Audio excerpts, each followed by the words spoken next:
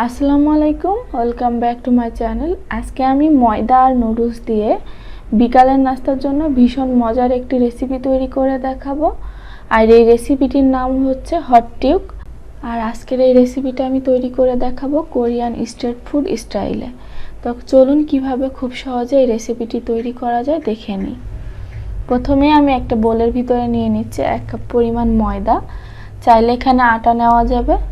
দিয়ে দিচ্ছি স্বাদ মতো লবণ, চিনি দিয়ে দিচ্ছি 1 চা চামচ পরিমাণ। আপনারা চাইলে চিনিটা বাদ দিতে পারেন, তবে চিনিটা দিলে মিষ্টি হবে না কিন্তু খেতে ভালো লাগবে। আর এখানে ইস্ট দিয়ে দিচ্ছি 1 চা চামচ পরিমাণ। তেল দিয়ে দিচ্ছি আমি এখানে 1 টেবিল চামচ পরিমাণ। আমি এখানে সয়াবিন তেল ব্যবহার করেছি। তো তেলটা দেওয়ার পরে আমি সব উপকরণগুলোকে একটু মাখিয়ে নিচ্ছি। ভালোভাবে মাখানো হয়ে গেলে এখানে আমি একটু একটু করে পানি দিয়ে একটা ডো তৈরি করে নিব। আর পানিটা কিন্তু কুসুম গরম হতে হবে। তো কুসুম গরম পানি দিয়ে আমি ডোটা তৈরি করে নিব। আর ডোটা কিন্তু মাখানোর সময় একটা আঠালো ভাব আসবে, এরকম স্টিকে একটা ভাব আসবে, ইস্ট দিলে এরকম হবে। আর এই পর্যায়ে চলে আসলে 5 থেকে 7 মিনিট খুব ভালোভাবে মথে নিতে হবে। আস্তে আস্তে দেখা যাবে যে স্টিকি ভাবটা কেটে গিয়েছে। তো ডোটাও তৈরি হয়ে গিয়েছে। এটাকে একটা আমি র্যাপিং পেপার দিয়ে র্যাপ করে দিব। তার আগে আমি সামান্য পরিমাণ তেল দিয়ে দিলাম উপর থেকে। এখন আপনারা চাইলে কভার দিয়ে দিতে পারেন, যে কোনো কিছু দিয়ে বা ঢাকনা দিয়ে। আমি র্যাপিং পেপার দিয়ে র্যাপ করে দিচ্ছি। তো এটাকে এখন রেস্টে রেখে দিতে হবে। খুব ভালো হয় যদি আপনারা 1 ঘন্টার জন্য রেস্টে রাখেন। তো আমার হাতে এতটা সময় নেই, আমি আধা ঘন্টার জন্য রেস্টে রেখে দিব। আর এদিকে আমি নিয়েছি নুডলসটা আমি আগে থেকে রান্না করে নিয়েছি খুব সিম্পলভাবে। আপনারা যদি নুডলসের রেসিপি দেখতে চান, আমার চ্যানেলে দেওয়া আছে, ডেসক্রিপশন বক্সে তার লিঙ্ক দেওয়া থাকবে। নুডলসটা আপনাদের পছন্দ মতো আপনারা রান্না করে নিতে পারেন, তবে এরকম একটু শুকনা শুকনা থাকতে হবে। আর নুডলসটাকে ঠান্ডা করে নিতে হবে। তো নুডলসটাকে আমি একটা সাইডে রেখে এদিকে 30 মিনিট পরে ফিরে আসলাম। আমার ডোটা মোটামুটি রেডি হয়ে গিয়েছে, সুন্দর সফট হয়ে গিয়েছে। তো আপনারা চাইলে 1 ঘন্টা রাখতে পারেন। আর অবশ্যই চুলার পাশে রাখবেন, গরম স্থানে। আমি এখন একটুখানি ডো নিয়ে সাইড থেকে টেনে টেনে এরকম রুটির মতো করে নিচ্ছি। ছোট্ট একটা রুটির মতো তৈরি করে নিয়েছি। এখন এর ভিতরে দিয়ে দিচ্ছি নুডলসের সেই পুর, আগে থেকে রান্না করা।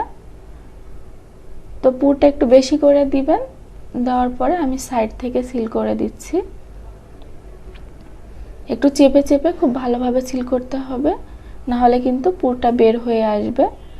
তো দেখুন আমি কিভাবে কাজটা করছি। তো এইভাবে আটকিয়ে দিলাম। এখন হাতের তালুর ভিতরে নিয়ে একটু গোল করে নিচ্ছি। এখন আলতো হাতে একটু চাপ দিয়ে নিতে হবে। তো তৈরি হয়ে গেল খুব সহজেই। তো এইভাবে সবগুলো তৈরি করে নিতে হবে। তো আমি এইভাবে সবগুলো তৈরি করে চুলায় চলে যাব। চুলায় একটা প্যান বসিয়ে আমি সামান্য পরিমাণ তেল নিয়েছি। এই রেসিপিটা করতে খুব বেশি তেলের প্রয়োজন হয় না। তো তেলটা একটু গরম করে নিয়েছি আর এর ভিতরে নাস্তাগুলোকে দিয়ে দিচ্ছি। তো আমি খুব বেশি দিচ্ছি না, 3টা দিচ্ছি, সাইডে জায়গা রাখতে হবে। তো নিচের পাশটা যখন কালার চলে আসবে একটু, তখন উল্টিয়ে দিতে হবে। তো হালকা কালার আসার পরে আমি উল্টিয়ে নিয়েছি। আর এগুলো কিন্তু ফুলতে শুরু করেছে। এখন আমি এরকম একটা পটেটো মেশার দিয়ে আমি চাপ দিয়ে নিচ্ছি। আর চাপ দেওয়ার সময় একটু আলতো করে চাপ দিতে হবে, না হলে কিন্তু ভিতর থেকে পুরটা বের হয়ে আসবে। তো আমি চাপ দিয়ে এরকম চ্যাপটা করে নিয়েছি। আবারও যখন নিচেরটা কালার চলে এসেছে তখন উল্টিয়ে দিয়েছি। আর এইভাবে উল্টিয়ে পাল্টিয়ে গোল্ডেন কালার করে মুচমুচে করে এটাকে ভেজে নিতে হবে। তো আমারটাও হয়ে গিয়েছে, আমি উঠিয়ে নিচ্ছি। আর বাদবাকিগুলো আমি এইভাবেই ভেজে নিব। এই রেসিপিটা উপর থেকে ক্রিস্পি থাকবে আর ভিতর থেকে থাকবে নরম। তো খুবই সুন্দর হয়েছে দেখতে, খেতেও ভীষণ মজার।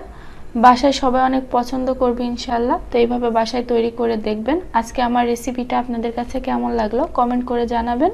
এরকম আরও রেসিপি পেতে আমার চ্যানেলটা সাবস্ক্রাইব করে রাখবেন। আজকে আমি এখানেই বিদায় নিচ্ছি। আল্লাহ হাফেজ।